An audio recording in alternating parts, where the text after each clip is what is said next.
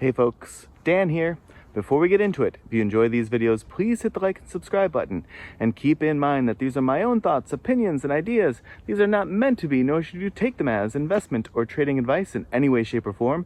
Do your own due diligence, put in the work for yourself, and make your decisions based on that. Enjoy. All right, folks, here we are on Thursday, November 14th. We're going to take a look at Nikola today. So I swear to you that I had Nikola planned for my video last night, meaning I had it planned for today as of last night, and then lo and behold, today just all hell breaks loose. But it doesn't change, I don't think, much of what I was going to say about Nikola in this video anyway. So take that all for whatever you will, but I just wanted to kick things off with that, to say, the big news of the day and the big loss of the day is not why I'm jumping in to do this video. It was on the schedule anyway. Now, typically, we would start here with the Webull chart and then flip over to the Think or Swim study and take a look there. I will just pause here for a moment and say, because the Think or Swim study looks like this, right? And if I zoom out, it looks like this, right? It's just this like forever slow-ish bleed, sort of year after year after year, month after month.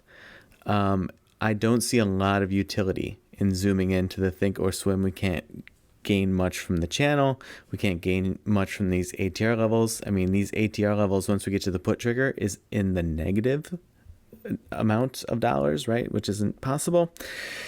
So we're just going to bypass the Think or Swim study and just focus on the Webull chart. So this will be the be-all end-all, but we're going to look at levels, trend lines, and then we're going to hide those, and we're going to look at the EMAs. Now, I will preface this all by saying, and I actually said this in my recent Lucid video as well, and I don't mean to just be a broken record, but this Nikola chart, the more I looked at it, and the more I looked at the Think or Swim study, the more I zoomed out of here and scrolled left and just looked at everything that was happening before today's big drawdown, my initial reaction was Fisker vibes. Again, not from a news perspective, not from a catalyst perspective, not even from a financial or inventory or assets balance sheet perspective. Just from the chart alone. I remember making that last Fisker video where I was like, is there any hope left? And I got so much flack, especially on Twitter or X or whatever you want to call it. And then mere weeks later, it all was proven right. That's not to say that that's what's going to happen or that that's what is happening here with Nikola, but I will just say, when I came in, looked at it, it did give me Fisker-esque vibes. And so let me talk about why. First of all, I zoomed out and scrolled left, so you saw what the chart looks like over a long period of time. If we just take from this standpoint here, which was June of this year, 2024, and take the trend line down, right? This baby just keeps knocking its head right off of this downtrend line. And even when it tries to make a break, it gets drawn right back down into it. I was going to say, as I was looking at the chart last night, maybe it has a chance to base over this 298, right? Right along this $3 level and sort of sidestep its way into the downtrend line, because it would only take like to the end of the month or so for it to get there, even if it just moved relatively sideways. Obviously, with today's action, that's blown out of the water. So we don't have an additional level down through there. If we get some more candles in, like well below this $3 level, or this 298 that we have on the chart, I can come in and put some Fibonacci extensions to the downside if we want to do that. But, I'll follow your lead if you want to leave comments and mention whether or not this is worth keeping up with or not. But for now, at least, to the upside, right? It's wicking up at the moment from 216, and we're about 20 minutes before close as I'm recording this. Wicking up from 216 was the low of the day, but I don't have a level up here until like 298, right? That approach toward 3, but I mean, at this point, it's so far away from there, especially percentage-wise. So it's going to take a lot. And And again, what I'll say just in the vast scheme of things before we dig into the levels is trend reversal is a multi-layered thing. First of all, when your chart looks like this, I don't even know what trend reversal means. Like, what are we talking about? What what would even qualify as a trend reversal? Secondly, trend reversals are very hard to effectuate, like a singular trend reversal motion. Nikola needs a lot more than a singular trend reversal motion. So if it's going to make it, this is what I said with Fisker, this is what I said with Lucid, this is what I'll say with Nikola. It's going to need sustained, meaningful catalysts. That's plural, catalysts, stretched out over a lengthy period of time.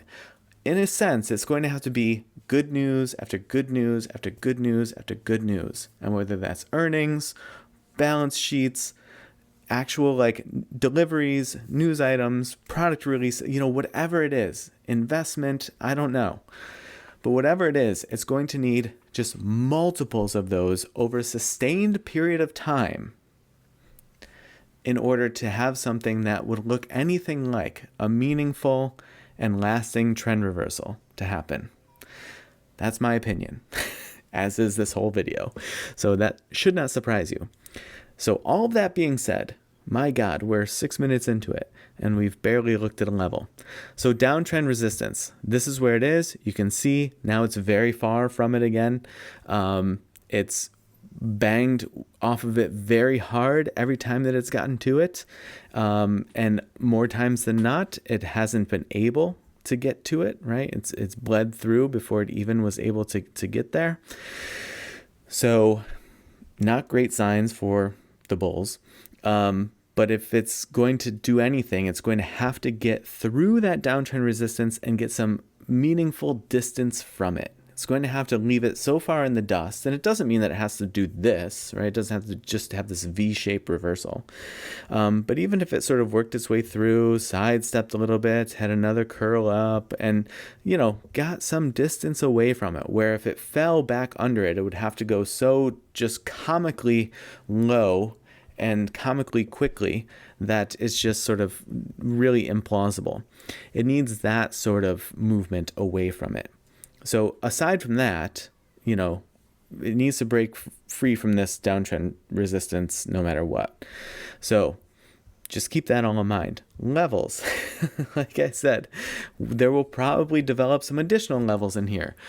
Like I said, also, we can come in and put in some fib extensions to the downside if we want to see where our level's likely to go to if it does dip below that 216 that we have as the low on the chart right now, but we don't have any previous price action to go off of, right? So we'll just put in these fib extensions that are, reasonably probable areas to make guesstimates as to where it may head. We can do that. Absent of that, if it does creep back up at some point and it does break through this downtrend resistance, 298, and then I have all the way up here at 380. I was trying to not clutter the chart too much, but at this point it doesn't really matter. I would put another one here. I would actually put it here, 324. And then not a lot to go off of till 380, 416. And then we get into the fives. So it's it just with today's action, it became almost so little to speak of from a chart perspective. I thought that I had this whole thing about, basing over this 298, sort of heading toward this downtrend resistance, see what happens, and that just all evaporated as the day took shape. And so my message for this video is all of the stuff that I said already, all of the vibes, all of the reasoning behind what an actual trend reversal could or would look like, what it would require, in my opinion. And then these levels that I have on the chart, which I think that they are good, valid levels. They're just so far away at this point that it almost feels foolish to be talking about them. But leave a comment if you want me to come back with some fib extensions to the downside. I'd be happy to. And we could kind of go from there and just, if nothing else, for shits and giggles, we could see how accurate the fib extensions, end up being. I think even for something like QQQ to the upside, I think these were fib extension levels. Yeah, these are fib extensions. They actually held up pretty well. There's a big sort of spot in here that didn't get touched, but that's just a matter of the spread of the fib levels. But we have had good luck with them in the past, which always sort of boggles my mind and surprises me. I never trust them until they actually play out, and then sort of somehow that worked. But yeah, we could do it if you all want. But sorry for the long rambly video and for seemingly levels that just feel very far away at this point. I don't really know what else to say, but I wanted to stick with it because it was already the planned video of the day and seemed like there was relevance to putting it out, even if I'm putting it out and saying, sorry, it's not the typical sort of chart video that I would be trying to put out. All right, folks, I'm spent. I hope your week is going well. And as always, I appreciate you watching, and I will see you in the next video.